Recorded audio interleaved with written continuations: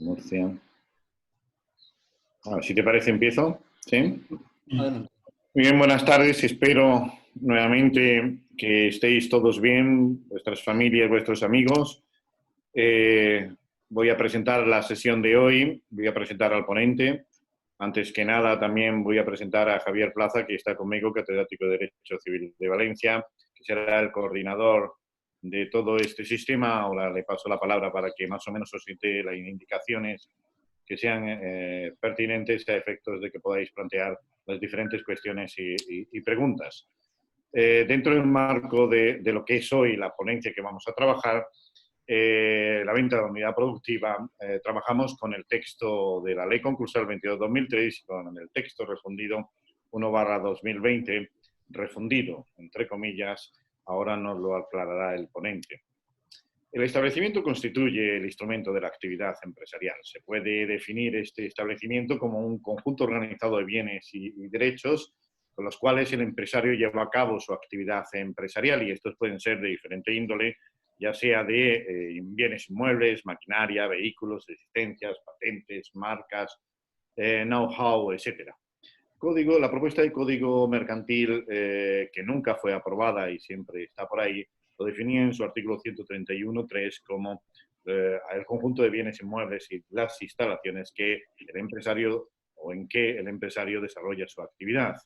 La empresa, en su conjunto o uno o varios de sus establecimientos, pueden ser transmitidos por cualquier clase de título, pueden ser objeto de negocios jurídicos, bien en globo o en planteamiento de una transmisión societaria o por compraventa, permuta, donación, etcétera. Otro tipo de negocios como arrendamientos o hipotecas de mobiliarias o inmobiliarias en función de los elementos. Desde esta perspectiva, una empresa resulta de la explotación de uno o varios establecimientos por un empresario para producir bienes o prestar servicios en un mercado, en el mercado con ánimo de lucro, o al menos de rentabilidad económico-social de ese negocio que se realiza. No debemos confundir la empresa con el establecimiento y la unidad productiva, porque la empresa utiliza el establecimiento como instrumento o medio de esa actividad. La relación jurídica entre el empresario y el establecimiento suele ser de propiedad, más no necesariamente de propiedad, porque este establecimiento puede ser utilizado como arrendatario, como usufructuario o cualquier otro título que permita, en este sentido, esta explotación. El artículo 200 del nuevo texto refundido nos viene a decir que se considera unidad productiva el conjunto de medios organizados para el ejercicio de una actividad económica esencial o accesoria. El concepto unidad productiva viene citado 12 veces en el nuevo texto refundido, mientras que en la ley concursal solo era citado 6, hemos duplicado. La regulación ha pasado a tener muchos artículos frente al 146 bis que teníamos, o las referencias del convenio o plan de liquidación de 149 y 100 de la ley concursal en el anterior supuesto, de la ley concursal 22/2003. Los artículos 523 y 530 del nuevo texto refundido son los únicos que se refieren a unidad productiva en funcionamiento. El resto habla de unidad productiva. Se distingue por primera vez, de forma idónea desde mi punto de vista, entre empresa como un todo y unidad productiva. De esto vendrá a hablarnos el ponente que hoy tenemos y al que ahora introduzco. Teniendo en cuenta además que el planteamiento de las ventas de las unidades productivas ya fue objeto de una regulación anterior y de una modificación anterior, que conllevó sentencias tanto en la Sala de lo Social del Tribunal Supremo como en la Sala de lo Contencioso, sentencia de 19 de junio de 2019, por citar la última que yo conozco de la Sala de lo Contencioso, o la que unificó doctrina del Tribunal Supremo Sala de lo Social 27 de febrero de 2018. Y tienen mucho estas salas que decir, y van a decir mucho, sobre algunos de los supuestos, como puede ser el 221.2, a efectos de que se le atribuye al juez del concurso el competente para declarar la existencia de sucesión de empresa. Problemas que además establece una nueva regulación completa de la que ahora nos hablará mi compañero Leandro Banco, que es a estos efectos licenciado no solo licenciado en Derecho, sino también en Administración y Dirección de Empresas por la Universidad Pontificia de Comillas, que tiene el mixto E3, creo que se llama. Ha estado en diferentes juzgados, pero yo voy a destacar dos, uno por cariño y también porque tuve la oportunidad de trabajar con él, que es el juzgado de lo mercantil de Almería, y el otro, el actual, donde se encuentra el juzgado de lo mercantil 1 de Alicante. Es profesor de Derecho Mercantil en la Universidad de Alicante y al mismo tiempo ha trabajado sobre estos temas en una obra de referencia coordinado por el profesor Paco León sobre cesión forzosa de contratos en las ventas de unidades productivas. Así que el ponente que tenemos sabe mucho de esto. Sin más, y con esta introducción os dejo en primer lugar con el profesor Javier. ¿Qué tal? Pues buenas tardes. Muchas gracias, Enrique, por tu presentación, introduciendo el tema y presentándonos sobre todo a Leandro Blanco, que es el gran protagonista de esta sesión. Yo me voy a limitar a escucharle, a aprender, porque realmente es un ponente muy cualificado para la exposición de este tema. Y trataré de ir ya sintetizando las preguntas que aparecen en el chat para luego formularlas. Creo que es un lujo de nuevo tener este plantel de panelistas o de ponentes para este webinar de la Cátedra Jorge Muñoz de Transparencia, Segunda Oportunidad y Derecho Concursal. Y creo que estamos ante una de las materias más complejas y también más novedosas del texto refundido. Quien, como bien has apuntado, Enrique, no sé si refunde textos o más bien innova en buena parte, pero insisto, lo mejor será oír al experto, a Leandro Blanco, al que le agradezco muy sinceramente su disponibilidad para participar en este webinar, y haremos la misma dinámica. Le escucharemos con atención y luego ya formularemos las preguntas que tengáis por conveniente. Muchas gracias a todos y espero que disfrutéis del webinar. Y nada, Leandro, adelante. Muchas gracias a ti, Javier, por invitarme, a Enrique por esas cariñosas palabras. Aunque estuvimos un mes solamente en Almería, el recuerdo es como si hubiéramos estado 15 años trabajando juntos y muchas gracias por todo. Lo primero es, pues eso, desear a todos los asistentes que pues, estén todo lo bien que se puede estar en una situación tan excepcional como la que nos encontremos o nos encontramos ahora mismo. Pues nada, solo desearles ánimos en algo que pasa mañana, que es que se acaba el mundo, ¿no? Empiezan los plazos otra vez, ¿no? Y otra vez empezamos otra vez a trabajar. Voy a intentar, voy a ver si me sale, compartir un documento que he elaborado para ustedes para poder seguir, sí, ¿no? Parece que sí que sale. Para poder seguir un poco mi exposición. Cuando me senté a pensar cómo abordaba este tema, pensé que una buena forma de poder abordarlo sería ver cómo hemos abordado los tribunales o qué problemas se han planteado en los tribunales a propósito de la venta de la unidad productiva y luego ver si estos problemas que se han planteado en los tribunales han tenido acogida o no en el texto refundido de la ley concursal. Porque como señala el dictamen del Consejo de Estado de 26 de marzo de 2020, uno de los objetivos del texto refundido no es tanto unificar las distintas reformas que han ido produciéndose en la ley concursal, sino también tratar de dar coherencia al sistema concursal, tratando de introducir aquellas innovaciones que supongan la cobertura o colmar alguna laguna jurídica o tratar de introducir aquellas cuestiones que, siendo ya doctrina constante de los tribunales, de alguna forma den coherencia y comprensibilidad al texto. Y aquí, en este tema, tenemos un gran ejemplo de y como veremos, de innovación del texto refundido para tratar de dar coherencia al sistema y fundamentalmente para tratar de colmar alguna laguna que existía dentro de nuestro ordenamiento jurídico, aunque ya veremos que igual no tiene todo el éxito que pretende el legislador. ¿Y cómo he querido afrontar esto? Pues tenía la gran suerte de que en uno de los encuentros que tenemos los magistrados especialistas todos los años, a mí me tocó una mesa en la que tenía que tratar sobre el tema de la transmisión de la unidad productiva justo cuando se había aprobado la Ley 9/2015 por el que se introdujo, el Real Decreto Ley 9/2015 por el que se introdujo el artículo 146 bis. Y les quiero poner de manifiesto qué problemas tratamos nosotros en ese momento para que vean que son problemas que se han acogido en el texto refundido de la ley concursal. Por lo tanto, parece que sí que se está respondiendo a este objetivo de tratar de colmar alguna laguna que se venían produciendo en nuestros tribunales o de tratar de dar coherencia al sistema ante distintas interpretaciones que se podían dar de la misma. Por tanto, respecto de... Vamos a ver, vamos a ver aquí. Respecto de los problemas que nos planteamos aquí, pues son todos estos que ven ahí, ¿no? Nos planteamos qué es una unidad productiva, en el sentido de si hay que delimitar o no hay que delimitar el perímetro de la unidad productiva, los efectos de poder determinar qué contratos o no qué contratos quedan anexos a la transmisión de la unidad productiva, o qué trabajadores quedan unidos o anexos a la transmisión de la unidad productiva o no. Por lo tanto, habría que determinar cuál es ese concepto a los efectos de poder determinar ese perímetro. En segundo lugar, nos planteamos una serie de problemas en el momento en el que se podía producir la venta de la unidad productiva y en relación a ese momento qué circunstancias o qué problemas se podían plantear dentro del sistema concursal existente en el mismo. Luego nos vimos con problemas relativos al consentimiento del acreedor privilegiado, en el sentido de si se vendía o no se vendía la unidad productiva con subsistencia o no sin subsistencia de ese gravamen, si el bien que estaba sujeto a gravamen estaba sometido dentro de la unidad productiva, cuál era el tratamiento que se había de producir.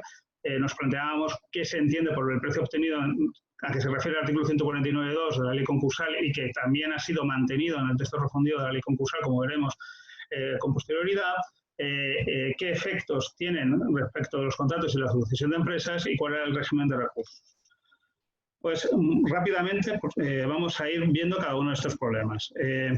Pero antes de esto sí que me gustaría establecer que el texto refundido de la ley concursal establece una regla general de liquidación en el artículo 415 y considera que las ventas de unidades productivas han de regularse por una regla especial de realización de bienes que no está recogido dentro del capítulo, del título relativo a las liquidaciones en general, sino que está establecido en un subapartado o en un capítulo dentro de lo que son el título relativo a la masa activa del bien y por lo tanto está recogido dentro de una subsección relativa a la realización de bienes o derechos afectos a privilegio especial. Por lo tanto, nos encontramos ante una regla especial que el artículo 415.3 señala que ha de aplicarse a todas las ventas de unidades productivas esté en el estado en el que nos encontremos, con las excepciones que ya ha señalado Enrique de las ventas de unidades productivas del artículo 520 y tantos de la ley del texto refundido de la ley concursal. Bueno, pues sobre esto, la primera cuestión que nos planteamos en su momento fue ¿qué se entiende por unidad productiva? Y cabían, en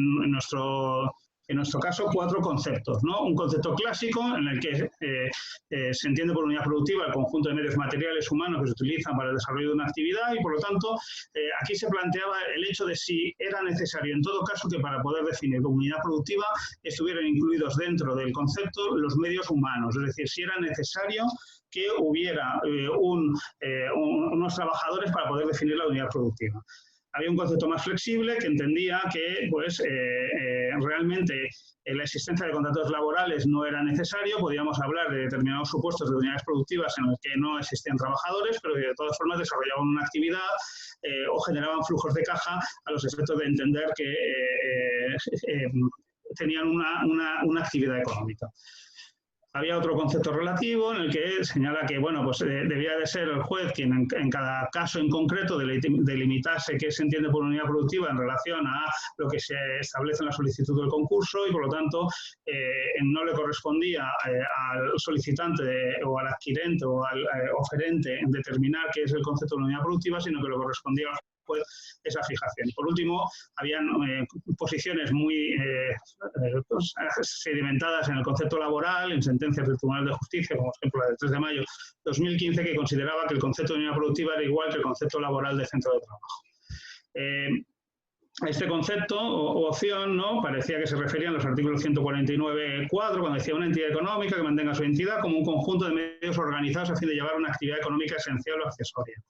El artículo 44.2 del Estatuto de los Trabajadores parecía que hablaba de conjunto de medios organizados, pero no planteaba la cuestión de si era necesario o no era necesario una definición de lo que es el concepto de unidad productiva en relación a que si es necesario o no que existan trabajadores. Como ha señalado Enrique, el artículo 200 de la ley, del texto refundido de la ley concursal ha definido en su apartado segundo la unidad productiva como el conjunto de medios organizados para el ejercicio de una actividad económica esencial o accesoria, que en el fondo era esa referencia tangencial que recogía el artículo 149.4, que lo ha considerado como un concepto o como una definición. Aquí seguimos sin saber si es necesario o es imprescindible que existan trabajadores, porque no sabemos si estos medios organizados para el ejercicio de una actividad económica esencial, como se señalaba en el artículo 149.4 de la ley concursal en el texto anterior, se refiere a medios organizados materiales humanos o pueden ser medios organizados solamente materiales. Puede darnos una pista el artículo, el dictamen del Consejo de Estado, ¿no? El dictamen del Consejo de Estado parte de una afirmación que yo creo que no es correcta. Dice, el artículo 200 establece por primera vez la identificación de lo que es una unidad productiva. Bueno, parece que ya se definía en el artículo 149.4. Lo que sí que se establece por primera vez en el artículo 200 es lo que establece el apartado primero, y es que si en la masa activa existen varios establecimientos, explotaciones o unidades productivas de bienes y servicios, se deben de describir en un anejo alimentario.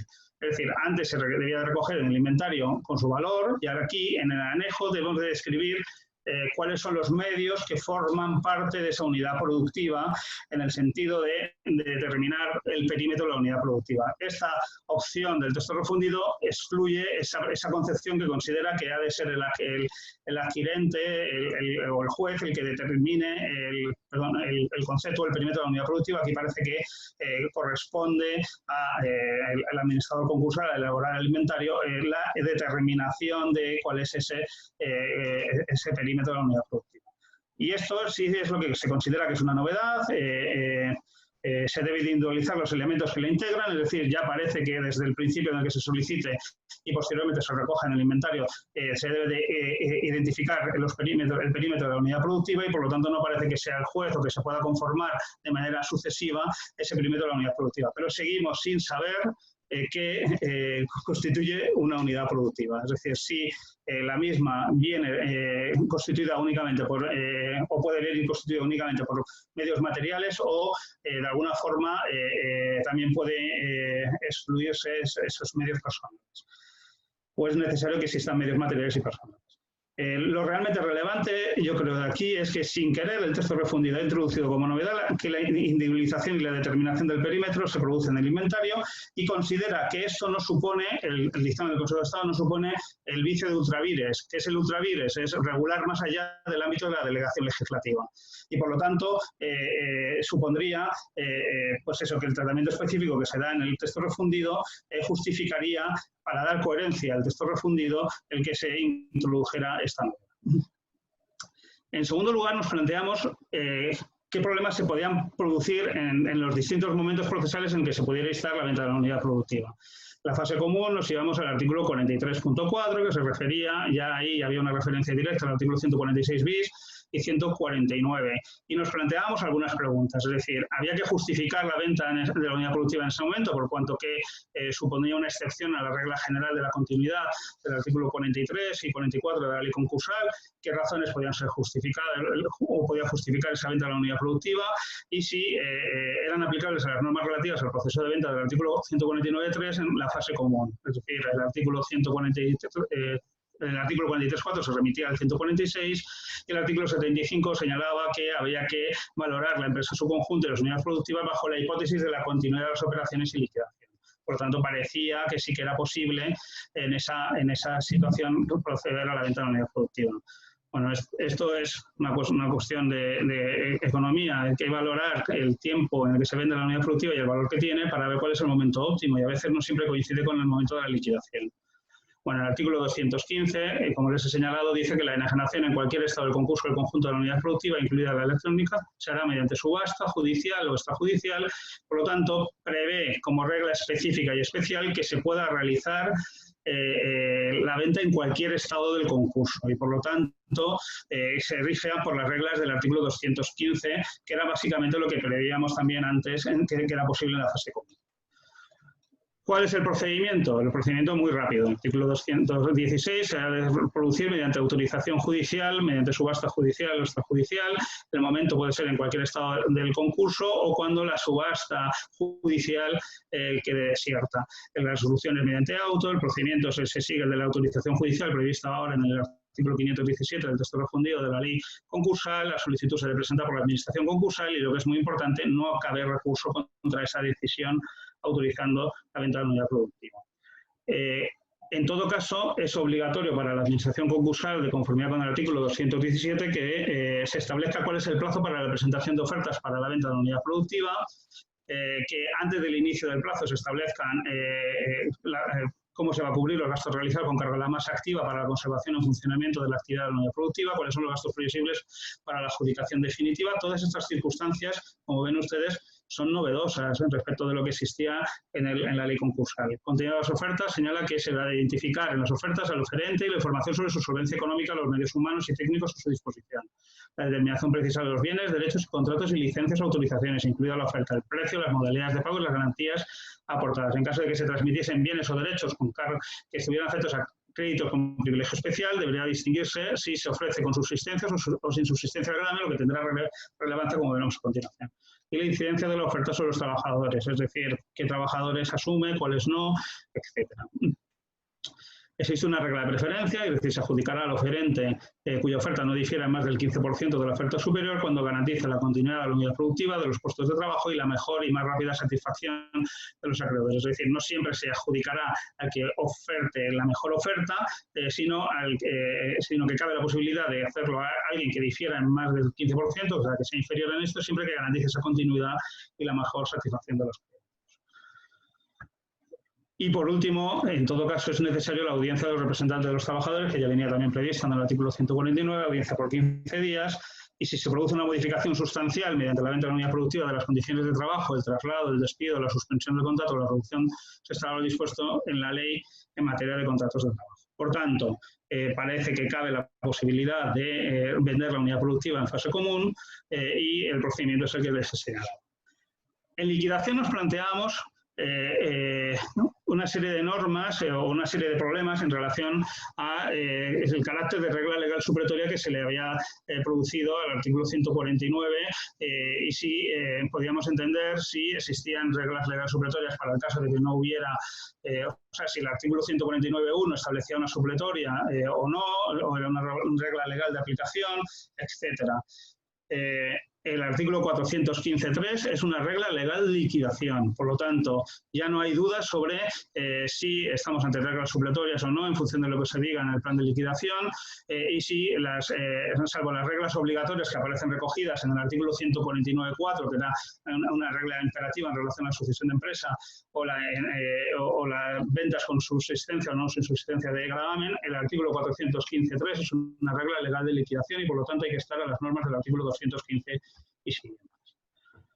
También se planteaba una duda en relación a cómo se tramitaban las ventas de unidades productivas en el caso de que se produjera con solicitud se produjera con la misma solicitud de declaración de concurso y en esa solicitud se presentara el plan de liquidación que incluyese la venta de la unidad productiva. También se refería al artículo 191 a los artículos 146 bis y 149, pero que había la duda de o abríamos inmediatamente la liquidación y que la administración concursal informara sobre la solicitud de venta de unidad productiva, sobre el plan de liquidación que se hubiera presentado, o que antes de abrir la liquidación pasásemos al informe a la administración concursal para que dijera si estaba conforme o no estaba conforme con esa venta de unidad productiva. No todos los juzgados tramitaban de forma igual estas circunstancias. Unos acudían a la opción A, otros acudían a la opción B.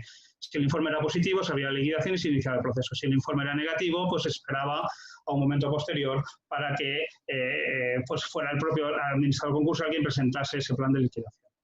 Bien, el artículo 530 del texto refundido señala que si se produce la solicitud de concurso con plan de liquidación que contenga propuesta de adquisición de unidad productiva en funcionamiento, el juez acordará de inmediato la apertura de la fase de liquidación. Por lo tanto, esa duda que teníamos de si abríamos inmediatamente la liquidación o no la abríamos, pues aquí esa duda la ha aclarado el texto refundido de la ley concursal, señalando que debe de abrirse de inmediato la apertura de liquidación.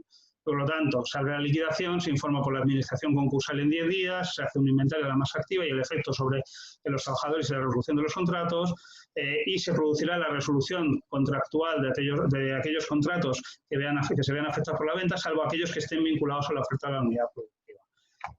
Esta es una norma que se aplica a adquisición de unidades productivas en funcionamiento, que parece ser que es la norma que sucede al antiguo artículo 191 ter de la ley concursal y que parece que soluciona algunos de los problemas que se producían antes en la práctica de los tribunales.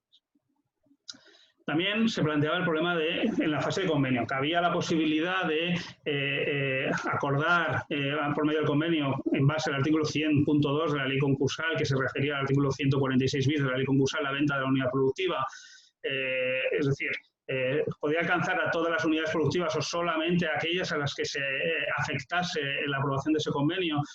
Podía calificarse como un convenio de liquidación que estaba prohibido por el artículo 100.2 de la ley concursal y además eran aplicables todas las reglas de procedimiento de venta de unidad productiva del artículo 149.3.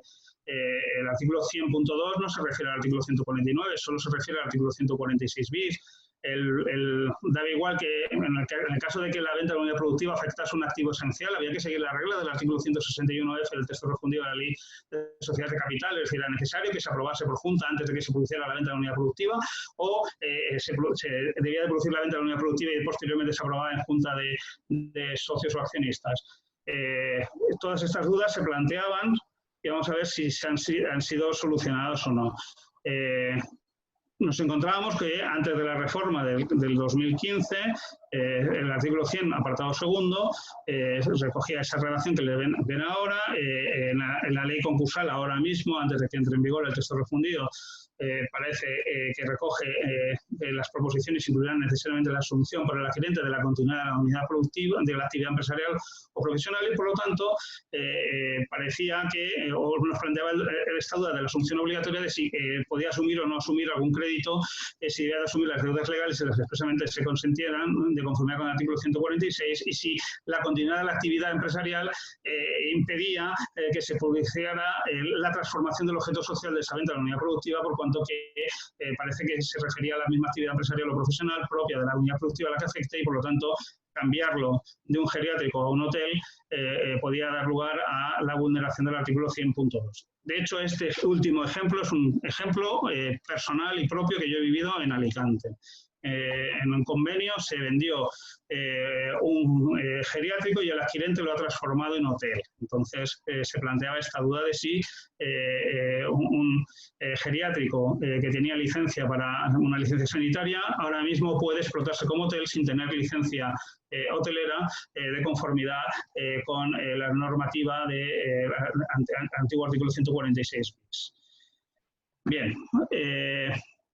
Ahora existe la posibilidad de una propuesta de convenio con asunción de la unidad productiva en el artículo 324 del texto refundido, que señala que la propuesta de convenio podrá consistir en la adquisición de la unidad productiva con asunción del compromiso de la continuidad por tiempo mínimo que contenga la propuesta. Por lo tanto, esto los puede permitir evitar este caso que les he señalado de que se convierta una unidad productiva que tiene un objeto en otro objeto distinto, porque tienen que asumir el compromiso de que siga desarrollando esa actividad durante un tiempo mínimo y la obligación de pago total o parcial de todos o alguno de los créditos concursales, que por lo tanto también resolvía el problema de si se asumía el pago de algunos créditos o no asumía el pago de algunos créditos, pues cabe esa posibilidad, esa propuesta. Y por el resto se someterá a las reglas especiales que ya son las que les he señalado. Otro problema que nos planteábamos era la conformidad del acreedor privilegiado en la transmisión de la unidad productiva y qué se entendía por el precio obtenido. Esto nos lo planteábamos a raíz de un supuesto que apareció en el Juzgado Mercantil número 5 de Barcelona, que es un caso muy curioso. Entonces, se planteó si esta norma del artículo 149.2, que señala que si se transmite sin subsistencia de garantía corresponderá a los acreedores la parte proporcional del precio obtenido, ¿no? Y entonces nos planteamos, ¿y qué significa ese precio obtenido?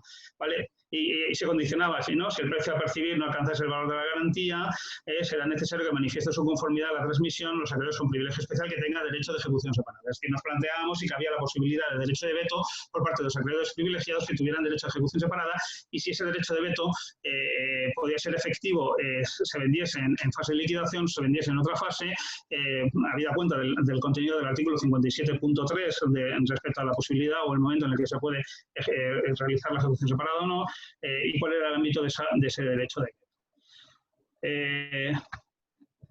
Cabía varias interpretaciones y se propuso en ese congreso la interpretación de que si se produciese insubsistencia de la garantía era necesario que concurriesen una serie de requisitos para que pudiera producirse esa transmisión. Es decir, que el precio a percibir no alcanzase el valor de la garantía de conformidad con el artículo 94, que representasen al menos el 75% del pasivo afectado por la transmisión, siempre que sean acreedores de la misma clase, es decir, se establecía un poder de arrastre, y que tuvieran derecho a la ejecución separada. Es decir, se entendía, o el medio de la cuestión era que debía de interpretarse por tener derecho a ejecución separada de conformidad con lo dispuesto en el artículo 57.3, que señala que abierta la fase de liquidación, los acreedores que no hubieran ejercitado ese derecho perderían el derecho a hacerlo en procedimiento separado. Y por lo tanto, parecía ser que si los acreedores privilegiados pudieron oponerse a la venta de unidad productiva porque se le vende por debajo del precio mínimo, que no se le obligue a tener que asumir esa venta por debajo del precio que garantizase su crédito privilegiado por la virtud de que se produce una transmisión de la unidad productiva y no haya podido tener la posibilidad de oponerse a la misma. Ahora bien, si ha podido oponerse y en una ejecución separada pudiera haber obtenido un precio mayor o adjudicarse el bien, pues se le puede entender que se le concede ese derecho de veto. Ahora, si ha perdido ese derecho de ejecución separada o en el caso de que la ejecución separada no hubiera podido obtener un precio mayor o se pudiera adjudicar el bien, pues entonces entendíamos que no tenía ese derecho de veto porque no tiene ese derecho de ejecución separada. Es decir, se planteó también una propuesta de interpretación sistemática, ¿no? En su contrario de la regla A, de la letra A de la regla 2 del artículo 149.1, y es que cuando no existieran acreedores especialmente privilegiados con derecho a ejecución separada, se podrá autorizar la transmisión de la unidad productiva si subsistencia el gravamen, en cuyo caso corresponde a los acreedores privilegiados el equivalente al valor del bien o derecho sobre el que se hubiera constituido la garantía. A día de hoy, en el artículo 214 del texto refundido, también se prevé lo mismo, el que se produzca la venta sin subsistencia de la garantía o que se produzca con subsistencia de la garantía.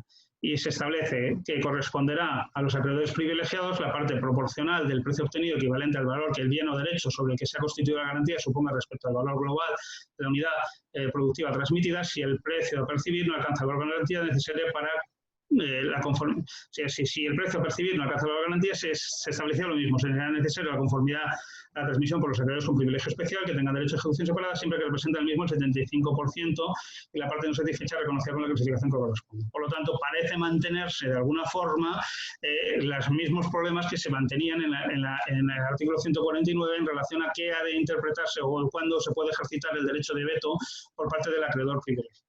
Si el precio a percibir fuera igual o superior, por lo mismo que antes, no se precisa el consentimiento de los acreedores privilegiados o afectados.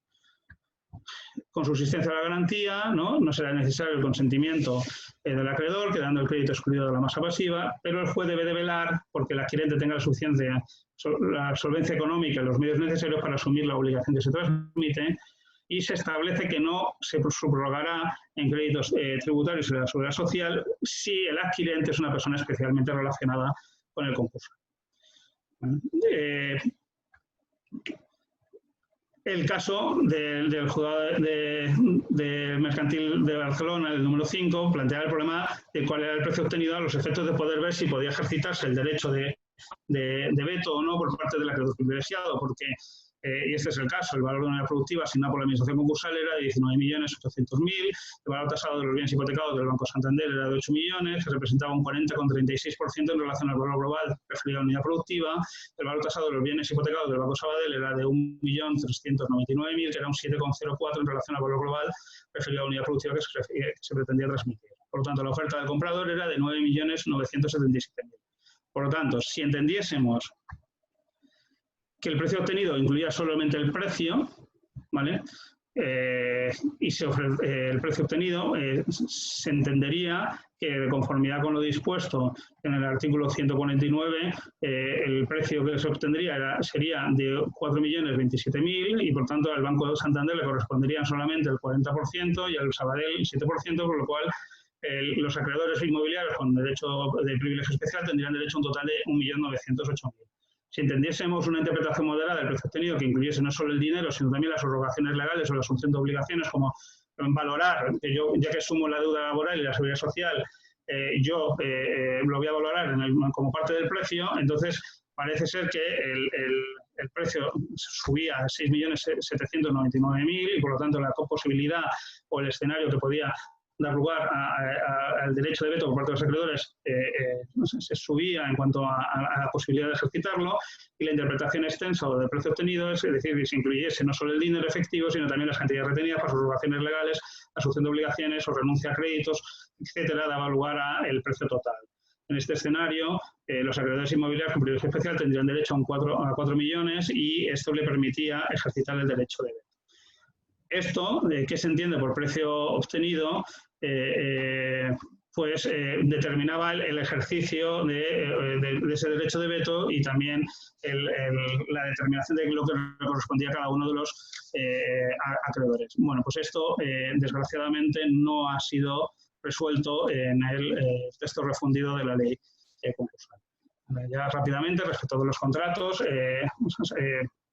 el artículo 146 establecía una figura que yo denomino cesión forzosa de contratos, más que una subrogación contractual. Nos encontramos ante una cesión forzosa impuesta por la ley y se planteaba algunas cuestiones respecto de el hecho de que se cediese el contrato suponía un saneamiento de la situación de hecho anterior, si cabía la posibilidad de en determinados contratos de instituto personal no ceder el contrato de manera forzosa porque rigiera la legislación especial, si cabía la posibilidad de resolver el contrato de conformidad con la normativa una vez que lo hubiera recibido la parte in bonis. Se planteaban numerosas dudas en relación a qué pasaba con los contratos. Fundamentalmente, en relación a los contratos instituto personal o aquellos contratos que venían referidos a derechos de propiedad industrial, como pueden ser marcas, pueden ser licencias para la utilización de determinadas patentes, se planteaba el problema de si prevalecía el artículo 146 bis o prevalecía el respeto a la voluntad de las partes, por cuanto que son contratos que están celebrados en función de la propia cualidad de la persona, dado que el artículo 47 de la ley de marcas, por ejemplo, prevé la posibilidad de resolver un contrato de licencia cuando pues, tú no tienes confianza en que la persona a la que le has cedido la licencia vaya a utilizar la marca manteniendo esa imagen de marca que tú quieres tener. Esta regla también existe en la ley de patentes, que hay la posibilidad de resolver el contrato de licencia si el nuevo adquirente de la licencia tras la transmisión de la unidad productiva, pues de alguna forma entiendes que no va a mantener o que puede ser poner un riesgo para tu derecho de propiedad industrial. En cuanto a la cesión de contratos administrativos, también se planteaba algún problema respecto de si han de reunir o no los requisitos recogidos en el artículo 146 bis, esta remisión a la ley de contrato del sector público, como debe entenderse. Además, la remisión era al artículo 226.3, si había la posibilidad de remitirse a otra normativa de la ley, etc. Aquí el texto refundido también ha contenido una norma específica para la subrogación del adquirente respecto de los contratos, recogiendo la misma regla general y la excepción que parecía recogida en el artículo 146 bis, es decir, que había la subrogación en los contratos afectos a la continuidad de la actividad profesional o empresarial que se desarrolla en la unidad productiva, se producirá automáticamente sin necesidad del consentimiento de la otra parte. Luego siguen vivos las dudas respecto de los contratos interpersonales, los contratos que tengan cláusulas MAC o cláusulas de cambio de control, si ha de prevalecer esa cláusula contractual o la obligación de cesión del mismo. Establece también en el artículo 222 del texto refundido de la ley concursal la excepción respecto a la cesión de los contratos administrativos conforme a la legislación sobre contratos del sector público y también prevé la posibilidad de licencias o autorizaciones administrativas que no parecía recogido específicamente en el artículo 146, salvo una referencia relativa a las licencias. Yo aquí sí me gustaría plantear dos cuestiones que me han pasado a mí. Una fue en el juzgado de Almería y otra en el juzgado de Alicante. Respecto al juzgado de Almería, se planteó la duda respecto de una empresa de mármol, una marmolera, que tenía un derecho de explotación en virtud de un contrato de arrendamiento que había suscrito con el Ayuntamiento de Macael, por cuanto que la única posibilidad de explotar el mármol de conformidad con la normativa de la Junta de Andalucía era la cesión de la explotación mediante un contrato de arrendamiento, no mediante una licencia, a diferencia de lo que ocurre en Alicante, que se hace mediante licencias. Y se planteó la posibilidad de la venta de una unidad productiva a una empresa ucraniana, cuando la normativa de montes de la Junta de Andalucía impedía que el explotador de las minas de mármol tuviera nacionalidad extranjera. Pues de conformidad con el artículo 146 bis, parece que habría que producir esa cesión forzosa del contrato, pero parece que no se reunían los requisitos intuitio personae propios de la celebración de ese contrato para que pudiera producirse esa subrogación. Y yo, a pesar de lo que aparecía recogido en el artículo 146 bis, consideré que no era posible esa venta porque vencía o era más poderoso el carácter de intuitio personae del contrato que el artículo 146 bis. Yo creo que esto también es predicable respecto del artículo 222 del texto refundido de la ley concursal. El otro supuesto es para que tengan ustedes cuidado con las ventas de marcas, porque el Juzgado Mercantil de Madrid autorizó la cesión de la licencia de marcas al adquirente de una unidad productiva y el titular de la marca vino a Alicante, que somos competentes exclusivos en marca de la Unión Europea, y me pidió la resolución del contrato de licencia porque se estaba poniendo en peligro la imagen de marca respecto de ese adquirente de la unidad productiva.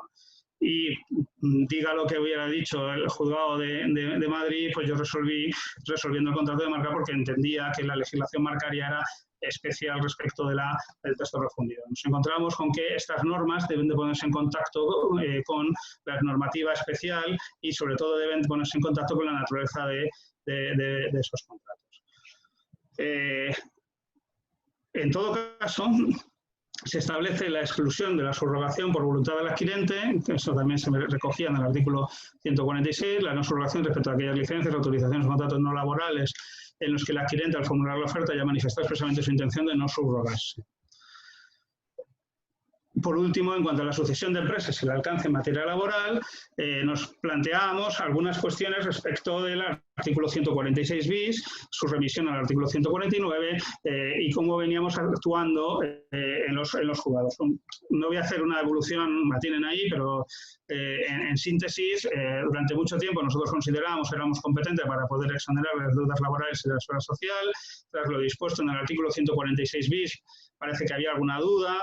El auto del Tribunal de Justicia de 28 de enero de 2015, a propósito de una cuestión prejudicial elaborada o elevada por el Juzgado Mercantil número 3 de Barcelona, entendió que el artículo 5.2 de la Directiva 2001/23, que es la directiva que regula la garantía de los trabajadores en el caso de transmisión de unidades productivas o de establecimientos, que establecía que en el caso de que se realizase esa venta en el seno de un procedimiento de insolvencia, que había la posibilidad de no aplicar el artículo 3 y el artículo 4, que hacía referencia a la subrogación obligatoria de trabajadores y a la asunción o no de determinadas obligaciones laborales, en el caso de que el Estado hubiera garantizado las mismas garantías que se establecían a los trabajadores en la Directiva 80. Pues el auto del Tribunal de Justicia consideró que la Directiva 80/87 establecía unas garantías que no se aseguraban en nuestro ordenamiento jurídico y que, por lo tanto, no era posible excluir mediante una legislación o mediante una resolución los artículos 3 y 4 que hacían referencia fundamentalmente a la obligación de sucesión. Pero establecía esta coletilla. Nadie impide que un Estado miembro prevea que tales cargas deban ser soportadas por el cesionario insolvente siempre que se garanticen estas normas. Y también el artículo 5.2, tal y como lo interpretó un auto de la Audiencia de Málaga de 9 de abril de 2014, que había la posibilidad de que por medio de legislación estableciera lo contrario a lo que o estableciera la posibilidad de no subrogación y por lo tanto que estableciera una normativa contraria a lo que se estableciese en el artículo 5.2 A y B de la directiva. El auto del juzgado mercantil número 2 consideró que había la posibilidad de parcelar de alguna forma la imposición de la subrogación respecto únicamente de los trabajadores que asumías en la nueva venta de la unidad productiva. Parecía que es una resolución visionaria, por lo que ha aparecido ahora luego en el texto refundido. Y también se planteaba si era competente el juez mercantil para resolver las cuestiones relativas a la sucesión de empresas, su alcance en materia laboral, habiendo resoluciones en sentido positivos. Casi todas estas que ven eran antes de que se recogiera una serie de sentencias en sentido negativo de la Sala de Conflictos de Jurisdicción, sentencia de 29 de octubre de 2014, que posteriormente, como ha dicho Enrique, dio lugar a una serie de sentencias en el año 2017 que concluyó con una sentencia de unificación de criterios de la Sala de lo Social de febrero del año 2018. Existían numerosas sentencias del Tribunal Superior de Justicia de Cataluña y de otros tribunales superiores de justicia que señalaban que la competencia no era del juez laboral. ¿Qué nos encontramos ahora? Nos encontramos con que, en respecto a la sucesión de empresas, recoge el artículo 221 del texto refundido, que en caso de la enajenación de la unidad productiva, a efectos laborales y de la seguridad social, existe sucesión de empresas, establece esta afirmación, y que el juez del concurso será el único competente para declarar la existencia de la sucesión de empresas. ¿Qué ocurre? El dictamen del Consejo de Estado se plantea lo mismo que se habrán planteado ustedes, es decir, ¿y qué hacemos con las resoluciones del Tribunal Supremo? Oye, ¿qué hacemos con las resoluciones de la Sala de Conflictos que ha señalado que la competencia para resolver sobre si existe sucesión de empresa o no corresponde al juzgado de lo social, y que por lo tanto puede decir misa el juez mercantil que nosotros haremos lo que consideremos oportuno una vez que se haya producido la venta de la unidad productiva, y es decir, una vez que esté fuera del procedimiento de insolvencia? Porque la competencia del juez mercantil únicamente existe a los efectos de la transmisión en el momento en el que está en el procedimiento concursal, pero una vez que se ha producido la transmisión queda fuera la unidad productiva del procedimiento concursal, y por lo tanto el juez social podrá acordar lo que tenga por conveniente. Bien. Además, se plantea el Consejo de Estado si se ha producido este vicio de ultravires, es decir, si se ha producido una legislación que vaya más allá del ámbito de la delegación legislativa y se ha introducido algo que no viene simplemente a refundir el texto refundido y no supone una innovación que venga a colmar una laguna o que venga a aclarar o facilitar la comprensión del texto. Se plantea esto a los efectos del apartado segundo, en el que establece la competencia del juez del concurso. No es la regla que aparece recogida en el artículo 149.4, que sí que se reproduce en el apartado primero, y que se introduce una novedad o añade algo que es lo de la competencia del juez del concurso. Aquí el dictamen del Consejo de Estado tiene en cuenta el informe que elaboró el Consejo General del Poder Judicial, que dijo, entendemos que esta innovación o este añadido, más que innovación, no viene a decir nada nuevo de lo que se dice en la ley concursal, y supone una clarificación más que una innovación de la redacción del texto refundido de la ley concursal, por cuanto que el artículo 8 de la ley concursal señala que el juez del concurso es competente sobre todas aquellas materias que se realicen dentro del procedimiento concursal. Se establece la competencia para la autorización de la venta de la unidad productiva, la transmisión de la unidad productiva en el artículo 146 bis, actual artículo 214 y siguientes del texto refundido.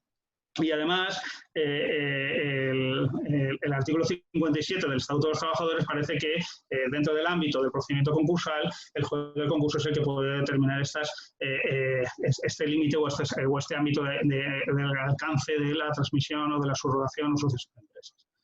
Además, señala que estaría justificado que se recogiese este apartado segundo porque de alguna forma se armonizaría la regulación, se aclararía, se facilitaría la comprensión de lo que ya viene recogido en la ley concursal y en el artículo 57 del Estatuto de los Trabajadores, y por lo tanto no sería una innovación, sino que sería una aclaración o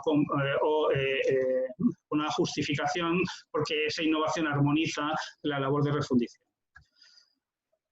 Pero el dictamen tiene en cuenta que ha habido resoluciones de la Sala Especial de Conflictos del Tribunal Supremo, fundamentalmente los autos de 9 de diciembre de 2015 y de 9 de marzo de 2016, que señala que la competencia que se le atribuye al juez del concurso, tal y como hemos visto conforme a las normas anteriores de la ley concursal y del artículo 57 del Estatuto de los Trabajadores, cede en favor de los órganos de la jurisdicción social cuando la acción ejercitada de ser estimada llevaría aparejada la condena de diversos sujetos que no son parte del procedimiento concursal. Es decir, usted, juez del concurso, podrá decir lo que quiera en el procedimiento concursal, pero cuando ya no sean parte del proceso concursal, ya no puede usted decir lo que quiera, ya lo dice el juzgado social.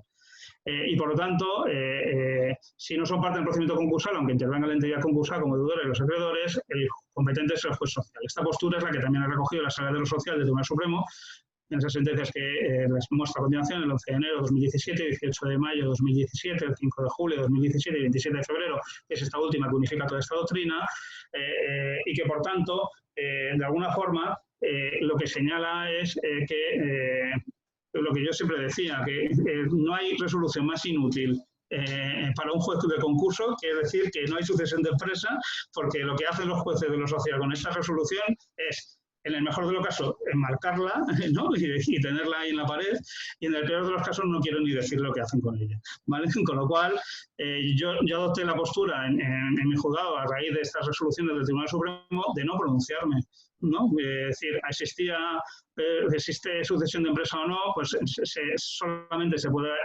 determinar en función del procedimiento concursal. Fuera de ello, pues ya lo dirán los juzgados. Pero aquí parece que el dictamen del Consejo de Estado ve con buenos ojos que se le atribuye la competencia al juez del concurso. Y señala, dice, no hay un exceso de las facultades conferidas al Gobierno en la delegación legislativa. Es decir, no supone una innovación, no supone cambiar la doctrina del Tribunal Supremo, sino que supone simplemente aclarar que hasta que la venta de la unidad productiva esté dentro del paraguas de los juzgados de lo mercantil, pues es el juez del concurso el que tiene que decidirlo. Ahora bien, yo no les engañaría, ¿eh?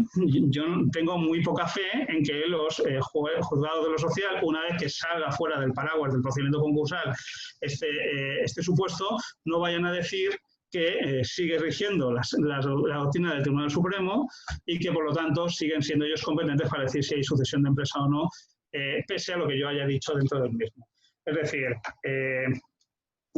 yo creo que no hay exceso, si no hay exceso de las facultades conferidas al Gobierno, es que simplemente está diciendo lo que ya se interpretaba antes, y por lo tanto yo creo que si interpretásemos esto más allá de lo que dice la Sala de Conflictos del Tribunal Supremo, entonces sí que nos estaríamos excediendo en el ámbito de la delegación legislativa. Por lo tanto, yo soy muy, a la vista de la cláusula residual que dice, no, del artículo 86.1 de la Ley Orgánica, que podamos asumir esa competencia, solo la podemos asumir en el ámbito del procedimiento concursal. Soy muy pesimista de que esto vaya a cambiar la actuación de los juzgados de lo social.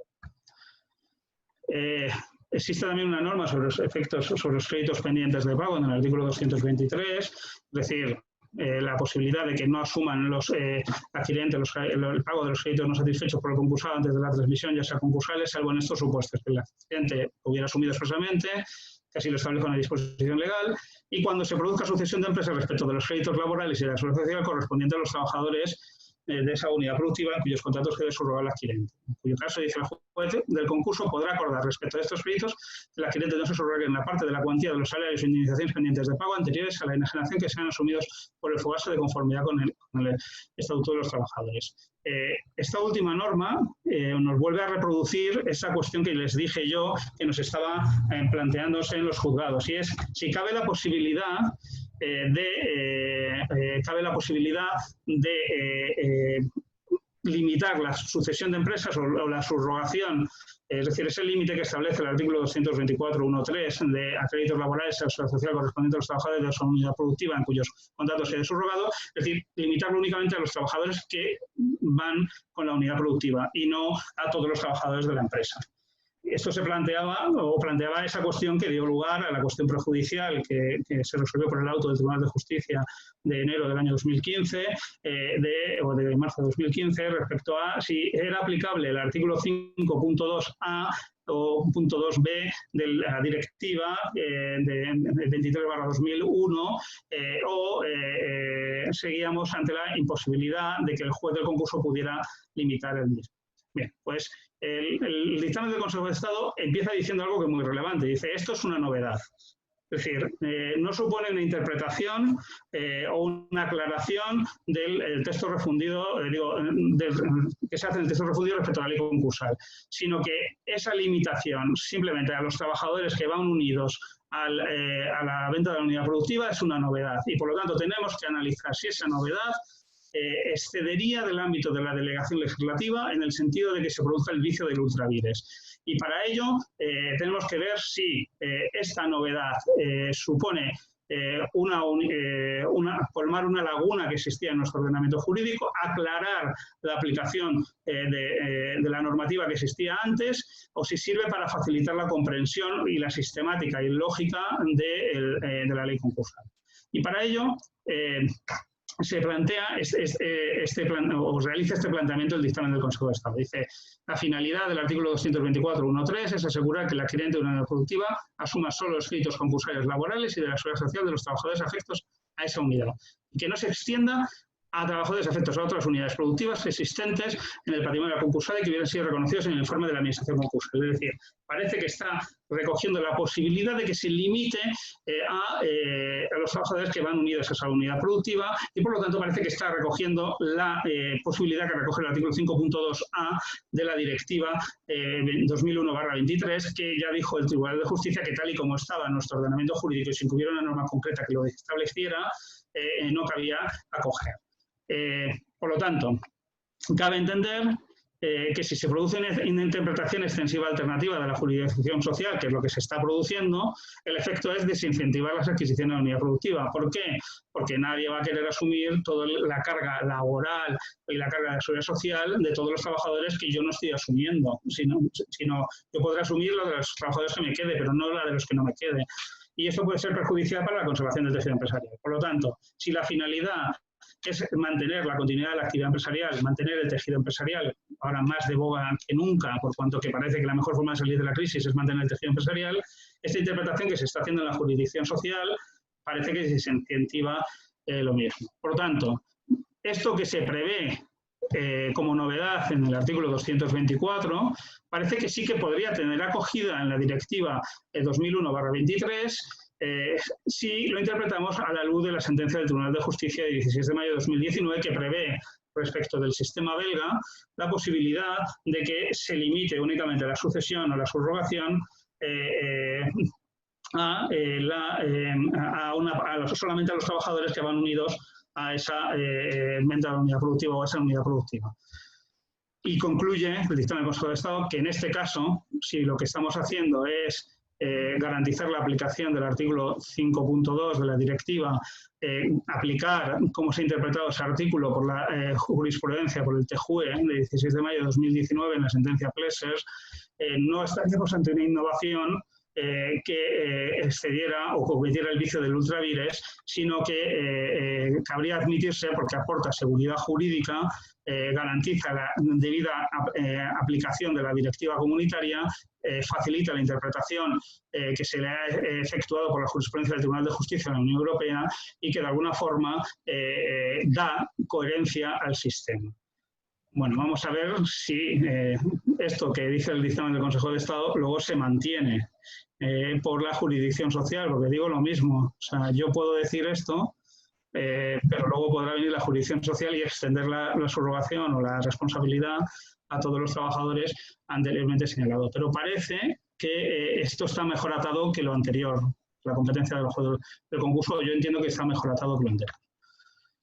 Por último, respecto a los recursos, nos planteábamos si cabía recurso de apelación, de reposición, si se producía la transmisión a la unidad productiva en la fase común, pues se regía por las normas del artículo 43, si cabía o no recurso de apelación o no cabía, si cabía, no cabía recurso, porque el artículo 149.1.1 decía que no cabía recurso, pero estamos en fase de liquidación. ¿Qué pasa si se produce por la vía del artículo 191 ter o se produce por la vía del convenio, etcétera? No sabíamos exactamente si la remisión al artículo 146 bis, que no contenía una norma sobre recurso, habilitaba la posibilidad de acudir a esa norma de recurso del artículo 149.1.1a o no. Bueno, esto se ha aclarado porque ya hay una norma clara y es que el artículo 216.2 señala que no cabe recurso alguno. contra la misma. Cabría plantearse si cabe recurso respecto de algún supuesto específico, ¿no? De la venta de unidad productiva en funcionamiento, o si por la vía de los recursos que caben respecto de la aprobación del convenio, cabría discutir esa transmisión de la unidad productiva. Pero la idea general es que la venta de la unidad productiva no esté sometida a recurso. Recurso alguno, que son las reglas específicas que parece que rigen en todo estado o en todo momento del procedimiento. Bueno, estos son básicamente todos los problemas que nos planteábamos. Como ven, es muy llamativo que todos estos problemas que nos planteábamos los jueces han sido, de alguna forma, abordados por el texto refundido de la ley concursal hasta donde ha podido abordarse. Hay algunos que se han podido abordar excediendo un poco lo que podría ser el ámbito de la delegación legislativa, pero para tratar de dar coherencia al texto, para tratar de colmar alguna laguna o de dar soluciones a los jueces, y hay otras que sigo yo entendiendo que siguen sin resolverse, y que debemos de esperar a ver qué hacen nuestros compañeros de los jueces de lo social. Y bueno, pues muchas gracias por todo. Yo lo único que les digo, como dije en ese momento, cuando se realizó esta ponencia, es que ante la venta de la unidad productiva solo cabe valor y al toro, no cabe más. Muchas gracias. Pues muchas gracias, Leandro. Me hago eco de que ha habido muchas felicitaciones por tu presentación, que además ha sido muy ilustrada con casos prácticos y donde bastantes de las preguntas que se han ido formulando las has ido resolviendo. Como cátedra, nosotros siempre tenemos un interés en buscar una mejor solución normativa y claro, hoy me voy a permitir el lujo de entretener un poquito en esa competencia que tiene atribuido al juez de lo mercantil, el juez del concurso, para decidir sobre si hay o no sucesión de empresa. Claro, tener una competencia que luego puede quedar vaciada fuera del concurso por la jurisdicción social no tiene sentido. No sé, yo creo que tenemos que buscar de alguna forma un equilibrio entre cuándo realmente vamos a buscar una solución que sea beneficiosa para quien va a continuar con esa unidad productiva y que realmente pues, le suponga el hecho de que no tenga que hacerse cargo de todo de parte de los derechos de los trabajadores y que se considere sucesión de empresa.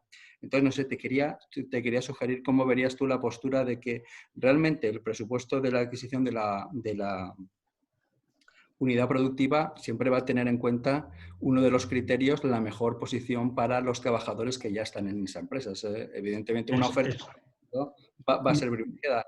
Solo diría, cuando no hay ninguna oferta en ese sentido y se le permite a los trabajadores, porque también se le da cabida a los representantes de los trabajadores que puedan participar y decir, bueno, ¿qué es mejor? ¿Permitir continuar la unidad productiva sin admitir que haya sucesión de empresa, pero continuando en la forma que se entienda y que decida el juez de lo concursal con su competencia? Y entonces, bueno, es un poquito hacer prevalecer el acuerdo que ha habido dentro del concurso por esa singularidad del concurso, que evidentemente debería de prevalecer sobre la jurisdicción social. No sé, quiero hacer un poquito de hincapié para buscar una posición, diría, de consenso, ¿no? Que no sea, bueno, pues ante el temor de que decidamos algo dentro del concurso que luego quede vaciado en la jurisdicción social, ¿cómo crees que debería de ser la mejor solución para buscar una doctrina que acomodase esa verdadera competencia que tiene ahora el juez del concurso, el juez de lo mercantil? Sí, vamos a ver, yo creo que has dado la clave. La clave es, de hecho, existe una regla de preferencia, que es una cosa curiosa, ¿no? Que se establezca la preferencia no tanto del valor del precio, sí, el precio es importante, ¿no? Pero también es importante la continuidad de la actividad, ¿no? y el mantenimiento de los puestos de trabajo, ¿no? Se le da importancia. ¿Por qué? Porque no deja de ser una solución conservativa de valor. ¿Cómo conseguimos nosotros salir de la crisis de insolvencia? Pues vendiendo una unidad productiva que va a mantener o que entendemos que va a mantener la actividad y que ese mantenimiento de la actividad va a lograr que de alguna forma satisfaga a los acreedores de forma indirecta, ¿no? Los acreedores públicos, es más fácil que yo pueda pagar créditos si mantengo una actividad o que se me puedan pagar créditos manteniendo una actividad que si no se me mantiene. Y yo creo que lo de la sucesión va en ese sentido, de ya que optamos por esa solución conservativa, de alguna forma que se me repercuta de manera indirecta la satisfacción de estos créditos. La solución no lo sé. Yo solo digo que no quiero engañar, y que puede ser que los juzgados sociales pues, nos dejen en aguas de borrajas todo lo que resolvemos. Pero una gran solución podría venir en esto que dicen de que asumas el compromiso, ¿no?, de la adquisición de los puestos de trabajo. ¿Por qué? Porque de alguna forma en esas asunción del compromiso de los puestos de trabajo, cuando más asuman, menos vas a dejar a la posibilidad de que se pueda producir esa ¿no?, derivación de responsabilidad de la juzgada, de lo social, etc. Pero yo creo que no hay una solución. O sea, directamente todo viene de la buena voluntad de la gente de que pueda asumir cuantos más puestos de trabajo. Cabe la posibilidad de lo que le he dicho, ¿no?, de creernos que realmente hemos optado por el artículo 5.2, que no se aplicaría el artículo 3 relativo a la subrogación de los trabajadores respecto de los trabajadores que no forman parte de la unidad productiva, y que por alguna forma, por esa vía, cale en la jurisdicción social esta nueva solución, ¿no? Esta nueva solución que ha actuado o que ha determinado el texto respondido. Pero ahí yo ya, por mis compañeros de lo social, solo puedo desearles suerte, porque no puedo decirles lo que van a hacer. Enrique y yo éramos muy pesimistas. Hemos estado hablando antes, ¿no?, sobre esto. En realidad es que quizás, evidentemente nos sometemos a la jurisprudencia, que es la que nos dice esto, pero quizás la interpretación original debiera haber sido diferente a la que fue en conflictos o en social o en contencioso. Y quizás en contencioso intentó construir mucho mejor tras la reforma de 2015, distinguiendo estos dos apartados. Y quizás la interpretación debiera haber sido la lógica que esta siempre habíamos entendido. El juez del concurso delimita el perímetro, determina qué vende, qué no vende, y a lo mejor ahora determinan, oye, pues que estábamos equivocados, que lo que habíamos resuelto no era esto. Pero es cierto que la incertidumbre es importante. Haces bien en ser prudente, porque dependemos de que llegue al Tribunal Supremo, evidentemente con toda la problemática de venta de empresas que hemos tenido hasta ahora y lo que vamos a tener. O sea que sí que es cierto que es difícil defender una ratio legis distinta a la que venían defendiendo, cuando directamente el dictamen del Consejo de Estado ha dicho que la directiva y la sentencia del TJUE ahora se ven complementadas o colmadas con este artículo. Es difícil decir, oye, es que el legislador ha querido otra cosa. No, bueno, el legislador ha querido esto, precisamente. Pues eso es lo que dice el dictamen del Consejo de Estado. A ver, sí, ahora la jurisdicción social va a decir que el legislador quería otra cosa, ¿no? Es que ha querido aplicar esto, ¿no? Vamos a ver. Pero bueno, yo no soy especialmente bueno en social y sí que veo mucha coherencia en el social, ¿eh? Siguen una línea muy, muy única, ¿no? Y vamos a ver, va a ser difícil cambiarlos. Bien. Voy a agrupar una serie de preguntas. Había muchas preguntas sobre si era necesario que hubiese o no trabajadores. Yo creo que esta ya queda más o menos claro que habitualmente habrá trabajadores, pero voy a reunir todas ellas en una... Bueno, y se puede considerar adquisición de unidad productiva, por ejemplo, la adquisición únicamente del fondo de comercio o únicamente de un contrato de franquicia o de una licencia de taxis. Bueno, vamos a ver, tenemos el caso paradigmático, ¿no?, de la ciudad financiera, ¿no?, del Santander, ¿no?, que en el fondo es un contrato de arrendamiento, no hay trabajadores, es una empresa que se crea ad hoc para ¿no?, explotar los bienes inmuebles de la ciudad financiera.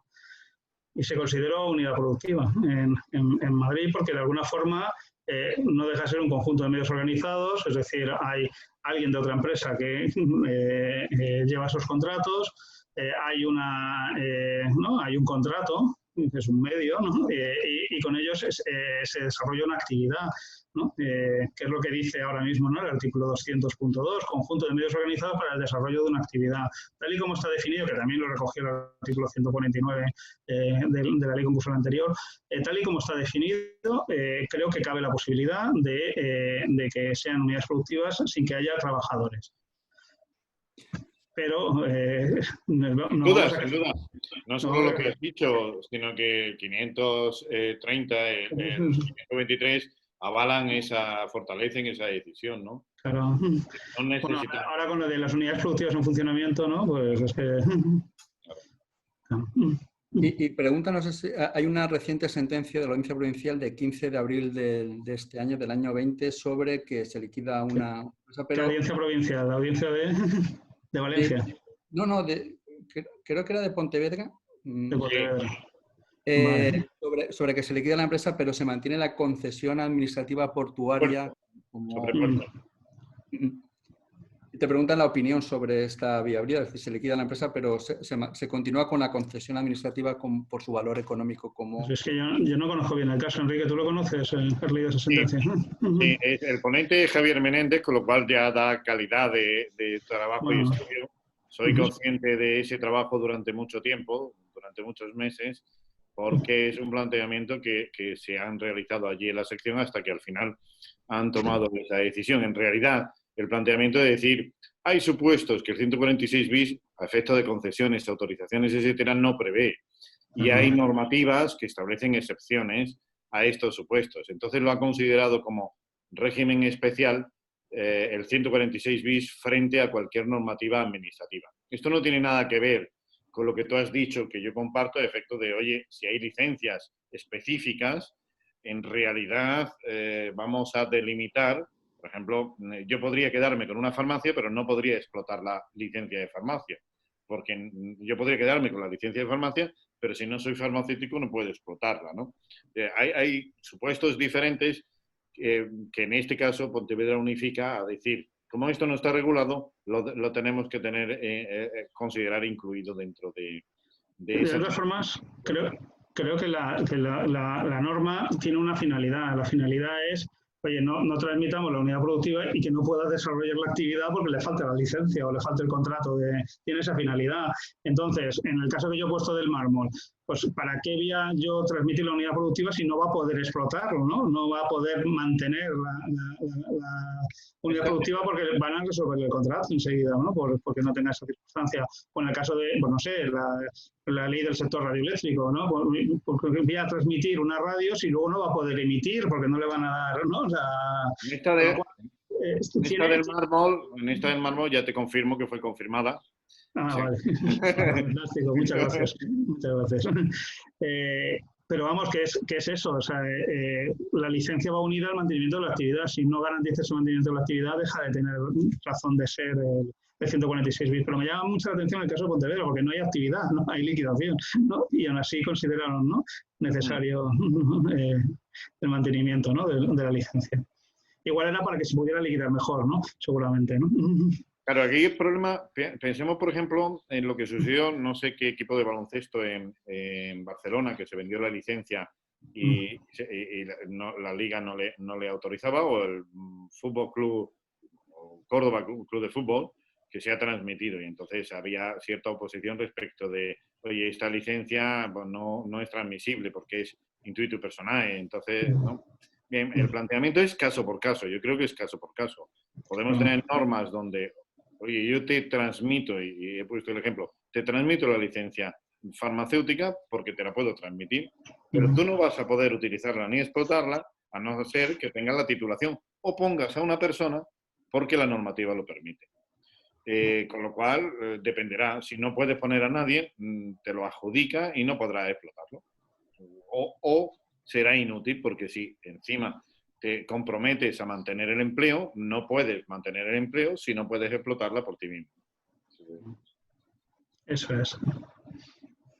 Bien, pues vamos a ir ya casi acabando por la hora que es y el tiempo comprometido. Voy a agrupar una pregunta, que en realidad es una doble pregunta, te voy a formular una doble pregunta en el tema de los trabajadores. Me pregunta qué ocurre si el oferente y finalmente adquirente de la unidad productiva se comprometió a mantener determinados puestos de trabajo y X trabajadores y al poco hace un ERE. Y realmente, ¿qué ocurrirá con eso? Y segunda pregunta, ¿y qué ocurre con los puestos de los trabajadores, los créditos de los trabajadores que no han sido asumidos por el oferente? Bueno, pues ahora en convenio tenemos que ha incumplido el compromiso y como ha incumplido el compromiso se le puede incumplir el convenio.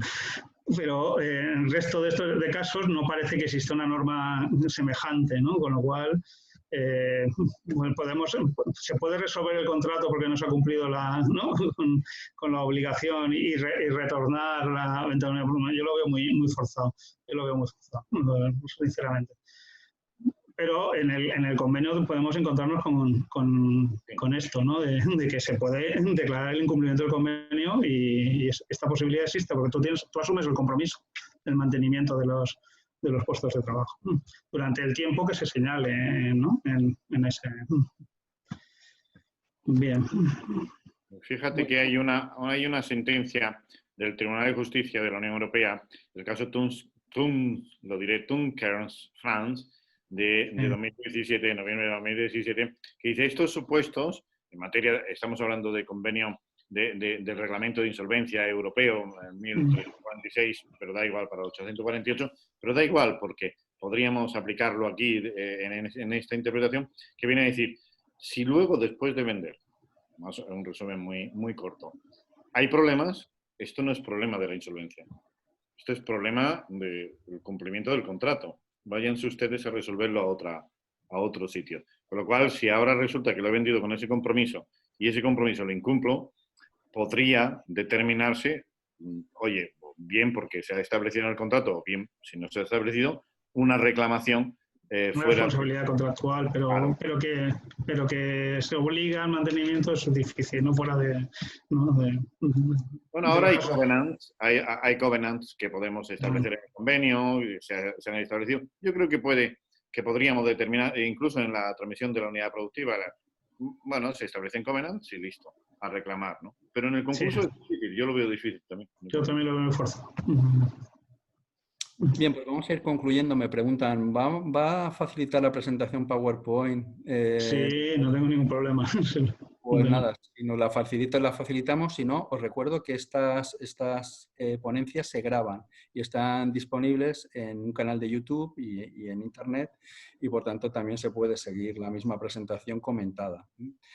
Y bueno, vamos a ir concluyendo. Como a mí me gusta siempre pasar la palabra a Enrique San Juan para que haga una última valoración o recapitulación de lo que hoy hemos aprendido, que es mucho. En eso la verdad es que Leandro ha estado muy didáctico, muy práctico y se ha pronunciado con toda profundidad, pero también con toda... Además, también hay que advertir al oyente que esto es lo que pienso ahora, que llevo 15 días de lectura del texto, ¿no? Vamos a ver cuando empiecen los casos, profundicemos, analicemos, pero vamos, no creo que cambie mucho. No. Pues yo, para terminar, sí, eso, gracias, Javier. Leandro no ha variado, ha hablado muy rápido, teníamos que estar muy atentos para seguirle porque ha querido tratar, como siempre hace, todos los problemas que se puedan plantear en la práctica de esto, y esto es muy útil. De hecho, tendremos la oportunidad de revisarlo a través de la ponencia. Yo creo que, efectivamente, en nuestra primera lectura, y luego vendrán las relecturas del texto refundido, estos son los problemas, los ha planteado, estas son las soluciones que teníamos y las dudas. Estas son las dudas que tenemos ahora, pero será la práctica la que nos va a decir. Muchas gracias, Leandro. Estupendo. Ha sido un placer volver a oírte. Yo creo que la gente, fíjate, estoy leyendo, ha estado genial. Y evidentemente resumir, Javier, en 3 preguntas, que lo has hecho estupendo, porque has resumido en 3 preguntas precisamente los bloques, yo los he ido siguiendo, pues es una labor. Ahora te toca una cerveza por esto. Así que muchas gracias, Leandro. Encantado. No, solo pedir disculpas por la velocidad, pero es que igual he querido ser demasiado ambicioso al tratar tantos temas. Yo lo he visto una ponencia clara, muy completa, eso es verdad. Te agradecen, insisto, la calidad, la generosidad y la humildad. Luego aquí entre los... Un gin tonic, dice.